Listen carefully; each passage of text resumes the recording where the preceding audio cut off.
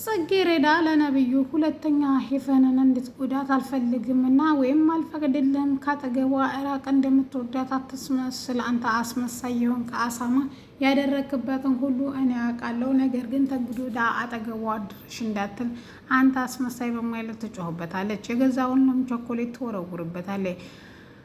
ነብዩ ግራ በመጋባት ምን እንዳደረገችና ምን እንዳደረጋትና እንዲሁም በተቃራኒው ምን እንድታሳልፈ እንዳደረጋት ስጠይቅም ድንገት ሄቨን መታ አይ ምናልባት እኮ እኔ እናንተ ስለተፋቀርን ወይም ቤተሰቦቻችን ስለተፈላለጉ ቀናት ሊሆን ይችላል በማለት እንዲሁም በተመሳሳይ መልኩ እሱን ይዛ ትሄድና ጽጌረዳን ብቻዋን ታስቀራታለች። ጽጌረዳ እንዴት ነው የዚህን ያህል ተታልዬ ላንቺ ባሪያ የሆንኩልሽ በማለት ራሷን መውቀስ ትጀምራለች። አሰላሙ አለይኩም ወረህመቱላሂ ወበረካቱ። ውድና የተከበራችሁ የቻናላችን ቤተሰቦች እንዴት አደራችሁ? እንዴት ዋላችሁ? ሁላችሁንም ሰላም ሰላም ብያለሁ። ዛሬ ይዤላችሁ የመጣሁት ጽጌረዳ ድራማን ክፍል 26 ነው። እነሆ እንድትከታተሉ ጋበዝኳችሁ። ወዳችሁ ፈቅዳችሁ ስለምትከታተሉ ከልብ አመሰግናለሁ።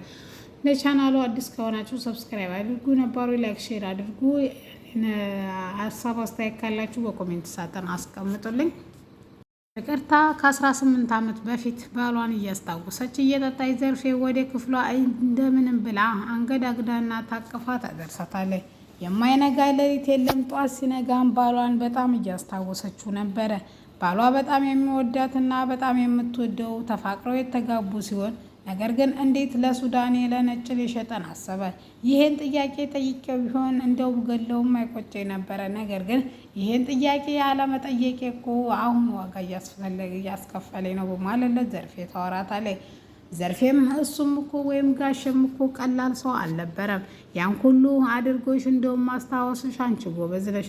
ጋሸም እኮ ለነጭና አንቺና ልጅሽን እኮ ሊሸጣችሁ ነበር ስትላትም እሷም ልክ ነሽ፣ ነገር ግን እኔ በዛ መልኩ መሆን አልነበረበትም። ትንሽ ሰዓትና ጊዜ እኮ ቢሰጠኝ እኔ ራሴ ቤቱን ለቅቄለት ወጣ ነበር በማለት ስቅስቅ ብላ ታለቅሳለች።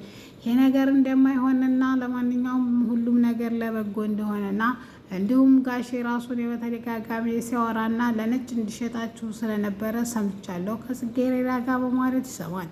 እሷም እያስታወሰ ባሏን እንግዲህ ከመግደሏ በፊት ለምንድን እንደተቀያየረባትና እንዴት ደግሞ ትዳር እንደዚህ አይነት ጉድ አለው ወይ በማለት ስትልም ቆንጆ ሴት ብሄር ቆንጆ ቤት ይመጣል፣ ገንዘብ ብሄር ገንዘብ ይመጣል በማለት እሱም ይመልስላታል። ፍቅርታ ማድረግ ያለባት ነገር ግራ ቢገባት እንደተኛበት በስለት ቢላ ወቅታ መግደል ነበር። ለዘርፌም እያየቻት ስለነበረ ምንም እንደማትናገር ቃል ካስገባቻት በኋላ ቤቱ ሳሎን ላይ ትቀብርና ትቀብሯለች። ከዛም ሰራሚክ ታሰራዋለች ከላይ። እሷም እንግዲህ ለረዥም ጊዜ እንግዲህ እዛ ሳሎን ስትቀመጥና እንዲሁም ልጇን ስታያት ባሏን እያስታወሰች አይኖቿ እየሳቀች እንኳ አይኖቿ በእንባ እንደሚሞሉ ትናገራለች።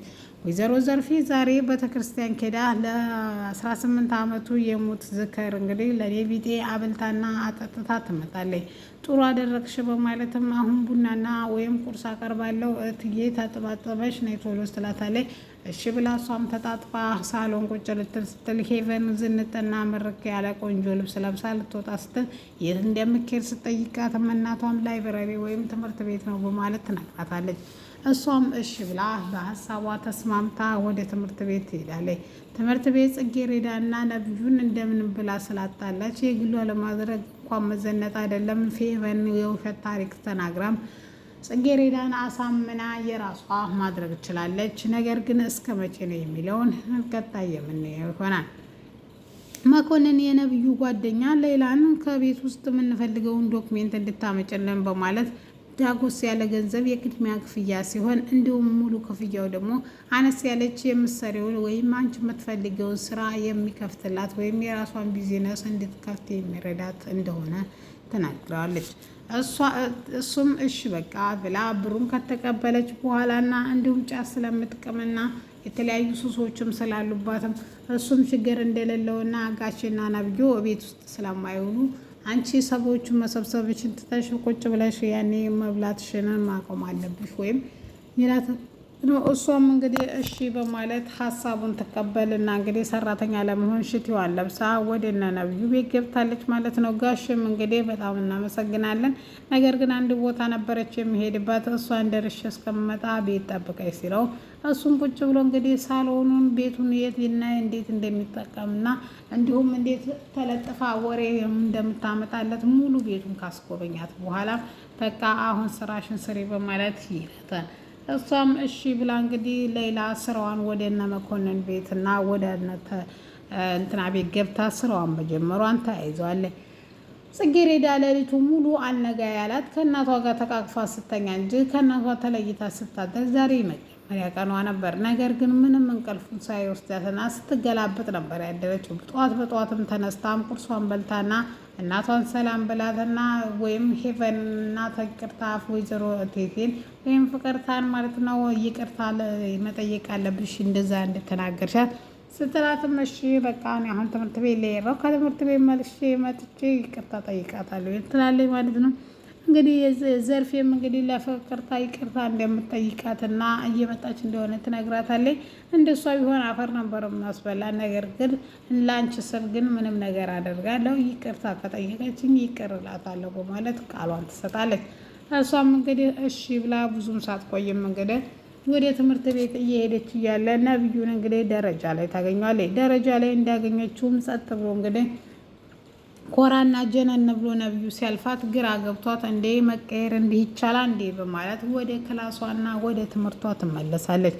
በዚህ በኩል ደግሞ ኢዮስያስ ማለት ነው ጓደኛዋ ወይም እንደ ልቧ አምናውና ቤት ተከራይቶላትና ቆንጆ ስራ የውጭ ሀገር ማስተርጎም ወይም የቋንቋ ትርጉም ስራ ነው ብላ ያሰበችው በወንጀል የተጨመላለቀና እሷን ደግሞ የሚያስፈራሩበት በሃይላንድ ውስጥ አድርገው ካሜራ አስቀምጠው ነበረ። ስለዚህ ሙሉ ሰውነቷን ስታታጠብ የሚያሳይ ቪዲዮ ሁሉም ስልኮቹ ላይ ወይም ስራ ባልደረቦቹ ላይ ተላልፏል። ነገር ግን ከዚህ በፊት መኮንን ሊገለው ሲሞክርም ነገር ግን ቀድሞ ስለነቃበት ልትነግራት ነው ወይስ ልትገለኝ ነው ሲልም እኔ እንዴት እንደዛ አደርጋለሁ? ካሜራውን እኮ የገጠምኩት እኔ ነኝ፣ የመጀመሪያ ተጠያቂ የምሆነው እኔ ነኝ በማለት ነብይ እንትና መልስ ይሰጠዋል። እሱም እንግዲህ እሺ በማለት ምንም ሳይልም እንግዲህ ወደ ቦታው ይሄዳል ማለት ነው። የጽጌረዳን ፎቶ እንግዲህ በየቦታው እየለጠፉ ያፋልጉኝና እንዲሁም በጥብቅ እንደምትፈለግ የሚለጠፍ ሁሉም ቦታ ይለጥፋሉ ማለት ነው። ኢዮስያስ ማለት ነው ከእንግዲህ ወዲያ እንግዲህ ያው እየለጠፈችውን ፎቶ ደስ እያለ ወይም ያስለጠፈውንና የራሱ ሴራ ስለተሳካላት እጅጉን በደስታ ጮቤ እየረገጠ ፎቶውን ከግድግዳ ላይ ልጦ ወይም ተፖ ላይ ሌላ እየሰጠዋል። እሱም እንግዲህ ያንን ይዞ እንግዲህ ወደ መኪናው ገብቶ ለጽጌረዳ ደውሎ እንዲገናኙና አዲስ ነገርም እንዳለ ይነግራታል። ጽጌረዳም እሺ በማለት ምንም ሀሳቡን ሳትቀራናም እሺ በቃ እንገናኛለን በማለት እሺ ብላ ትስማማለች። ወደ ጽጌረዳ ትምህርት ቤት ኬዳ እናቷ ስደውላት እንግዲህ በድጋሚ እንደምትመጣ ነግራ ትምህርት ቤት ገብታ እንግዲህ ትምህርቷን እያጠናች እያለ እሱ መጥቶ ወይም ነብዩ ቸኮሌት ይገዛልና ይሰጣታል። እሷም ቸኮሌቱን አልፈልግም ብትልም ነገር ግን እንደምትወጪ አውቃለሁ እባክሽ አትደረደሪና ውሰጂው ሲላትም እሷም እሺ ብላ በማለቱ ነገር ግን እንደወሰደችም ቸኮሌቱን ዞር ስትል ግን አመሰግናለሁ ልትል ስትል የስልኩ ስክሪን ላይ እንግዲህ የሄቨን ፎቶ ነበረ። እንዴት እንደዚህ ሊሆን እንደቻለ ተጠይቀዋለች ማለት ነው። ሁለተኛ ሄቨንን እንድትጎዳት አልፈቅድልህም። ለምን አንተ ሰውዬ አታፍርም ወይ? ደግሞ ዓይንህን ፍጥጥ አድርገህ ምንም አላደረኩም ስትል አታፍርም? ያደረግከውን ነገር ሁሉ አውቃለሁ፣ እባክህ ከህይወቷ ውጣ በማለት ታስጠነቅቀዋለች። እሱም የምትለው ነገር ምንም የማይገባና ግራ የተጋባ ቃላት ስለሆነ እንግዲህ ትመጣና ሄቨን ማለት ነው ምን ያውቃለው ምን እንደሆነች ምናልባት እኔ እናንተ ልትንጋባ እንደሆነ ስትሰማ ቀንታ ሊሆን ይችላል በማለት ጥሏት ይዞ ይሄዳል።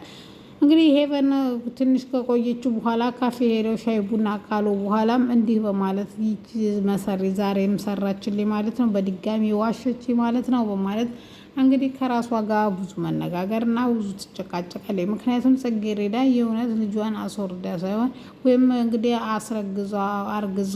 አስረግዟ ሳይሆን ራሷ የፈጠረችው መላና ይህም ባደርግ ይጣላሉ ብላ ያሰበችውን ነበር ያደረገችው። ያሰበችው ነገር ተሳክቶላታል። እንግዲህ ወደ ውጭ ሀገርም እንግዲህ እንትን ለማለት እየሞከረች ነው ማለት ነው። ግን ፍቅርታና እንትና በጣም አዝነዋል ማለት ነው።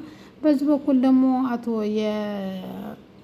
የመኮንን አባት የመኮንን የጓደኛው አባት ማለት ነው ምን ማድረግ እንዳለበት ነብዩ አባት ደግሞ እንግዲህ ምን ታውቃለህ